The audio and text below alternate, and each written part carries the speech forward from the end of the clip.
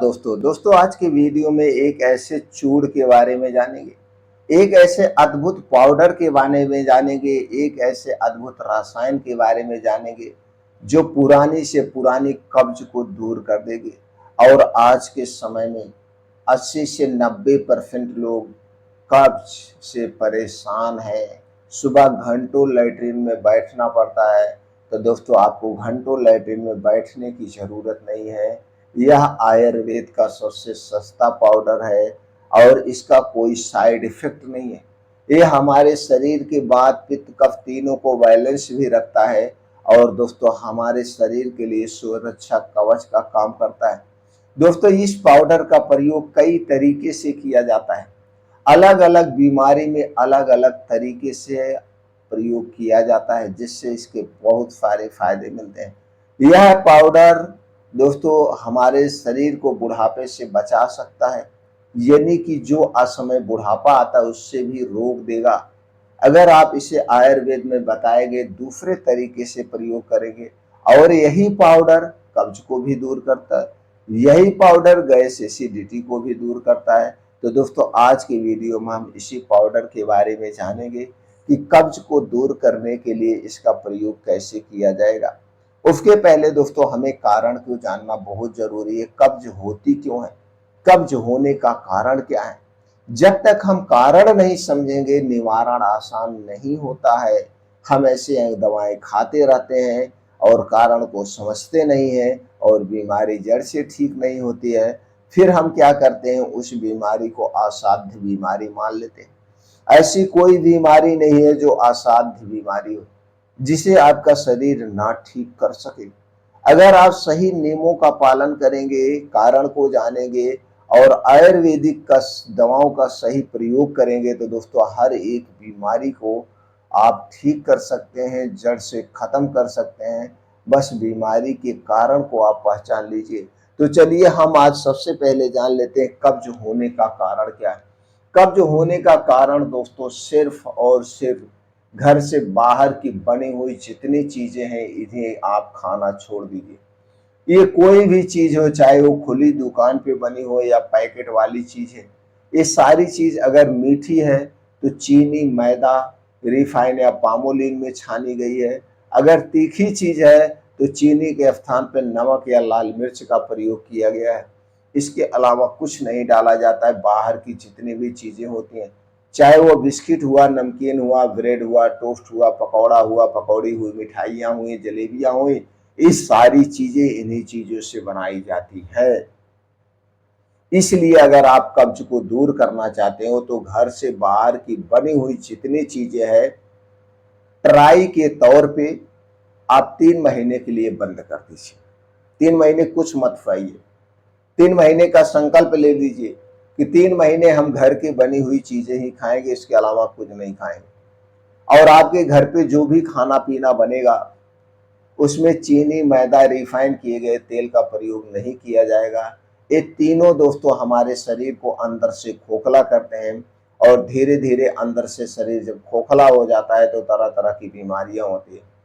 इन तीनों को, चीनी को स्वीट पॉइजन, मैदे को सफेद पॉइजन कहा जाता है और दोस्तों रिफाइन तेल को मीठा जहर कहा जाता है। तो दोस्तों ये सोलिड तौर पे हमारे शरीर को अंदर से जहर का काम करते हैं, खोखला कर देते हैं। इसलिए कभी भी इन चीजों को प्रयोग मत करिए। तो आपके मन में विचार आएगा हमें खाना क्या है। दोस्तों आपको खाना है हरी साग सब्जियां खाइए, भर पेट खाइए, भरपूर मात्रा में खाइए। लेकिन ये हरी साग सब्जियां सीजन वाइज होनी चाहिए। भरपूर मात्रा में फल का प्रयोग करिए। बीन्स को रात में भिगो के सुबह खाइए, ड्राई फ्रूट रात में भिगो के खाइए। मोटे अनाज का प्रयोग करिए, सिर्फ गेहूं पे मत डिपेंड रहिए और अपने शरीर को आलसपन से हटाइए। आज के समय में हमारे पास कोई काम बोध तो है नहीं, दिन में हम भाग दौड़ भरी जिंदगी में जीते हैं। तो अपने शरीर को रिलैक्स देने के लिए, अपने शरीर को रिलैक्स करने के लिए रोज सुबह 2 घंटे का समय निकालिए। रोज सुबह 2 घंटे का समय निकालिए, योगा करिए, प्राणायाम करिए, मेडिटेशन करिए, मॉर्निंग वॉक करिए, जिम जाइए, डांस करिए, खेल कूद जो आपको पसंद है सो करिए। लेकिन 2 घंटे का समय निकालिए, शरीर से पसीना निकालिए। तीसरा काम जो करना है, कब्ज अपने आप ठीक हो जाएगी। यही एक बदलाव आप कर दीजिए, कब्ज हमेशा के लिए बिना दवा के ठीक हो जाए, कोई मेडिसिन की जरूरत नहीं। जो हमने डाइट कहा वो डाइट अपना लीजिए, जो चीजें हमने छोड़ने का कहा वो चीजें छोड़ दीजिए। 2 घंटे डेली योगा प्राणायाम मेडिटेशन करिए और खाने का यह नियम अपना लीजिए। वह नियम है सिर्फ रात वाला नियम। आप अपने रात के खाने में बदलाव करिए। रात का खाना ही हमें बीमार बना रहा है। रात का खाना ही आदमी को 90% तक बीमार बनाता है। आज के रात का खाने का समय क्या है? 9 बजे से 1 बजे के बीच रात का खाना खाया जाता है। और रात का खाना कैसा होता है? हैवी खाना होता है। रात के खाने में तली भुनी चीजें होती है, हैवी डाइट होती है। इस नियम को बदल दीजिए। क्यों? क्योंकि दोस्तों आयुर्वेद के अनुसार हमारा पाचन तंत्र सूर्य डूबने के बाद स्लो हो जाता है। अगर हम सूर्य डूबने के बाद हैवी डाइट लेंगे, हैवी खाना खाएंगे तो पचता नहीं है, वो हमारे पेट में ज्यादा देर तक रहता है। और जब आप सुबह उठते हैं तो घंटों लैट्रिन में बैठे रहते हैं, आपका पेट साफ नहीं होता है।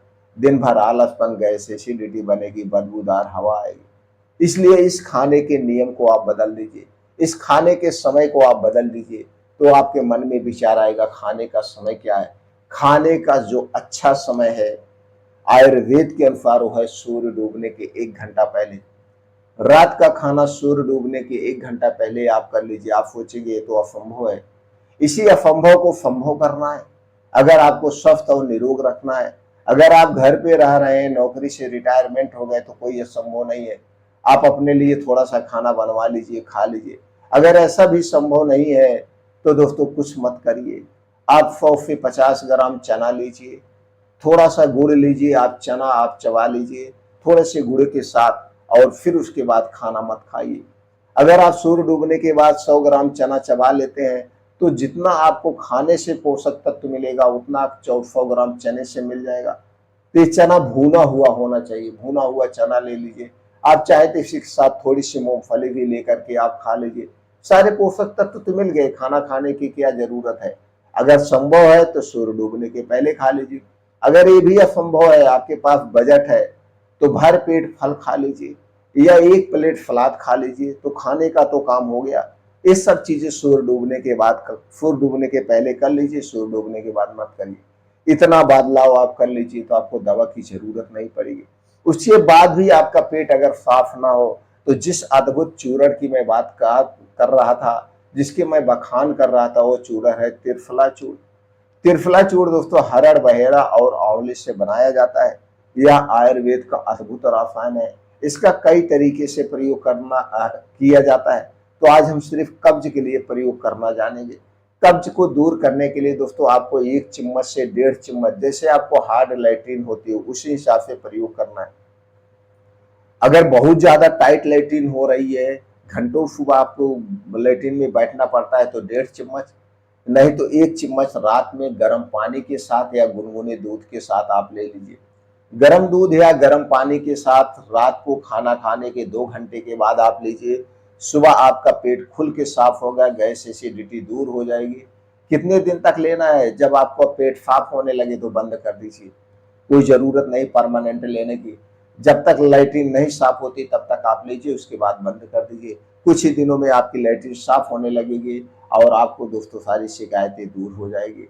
बहुत बेस्ट चूर्ण है। बस गर्भावस्था में स्तनपान कराते समय इसका प्रयोग नहीं करना है। डायरिया, डिसेंट्री में इसका प्रयोग नहीं करना है। बाकी आप इसका प्रयोग कर सकते हैं और अपनी समस्या से छुटकारा पा सकते हैं। इसका कोई साइड इफेक्ट नहीं।